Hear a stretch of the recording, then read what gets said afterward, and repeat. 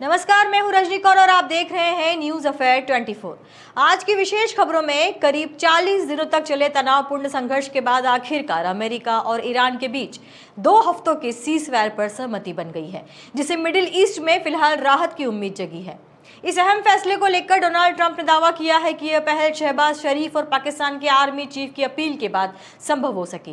Reports के मुताबिक इस समझौते में पाकिस्तान ने मध्यस्थी की अहम भूमिका निभाई, जबकि अंतिम चरण में चीन के हस्तक्षेप ने बातचीत को सफल बनाने में मदद की।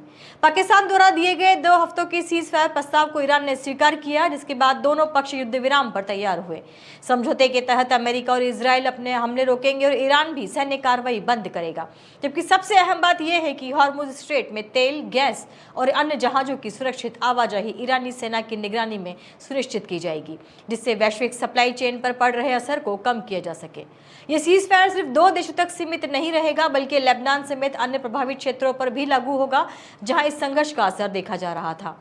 इसके बाद 10 अप्रैल को इस्लामाबाद में दोनों देशों के बीच औपचारिक बातचीत शुरू होने वाली है, जिससे स्थायी समाधान की उम्मीद जताई जा रही है।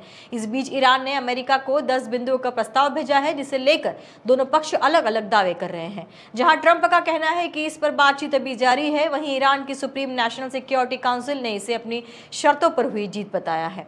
सीज़फायर के बाद ट्रंप ने ईरान के यूरेनियम कार्यक्रम को लेकर सख्त रुख अपनाते हुए कहा है कि इसे पूरी तरह नियंत्रित किया जाएगा, क्योंकि युद्ध के दौरान यही मुद्दा सबसे बड़ी वैश्विक चिंता बना हुआ था।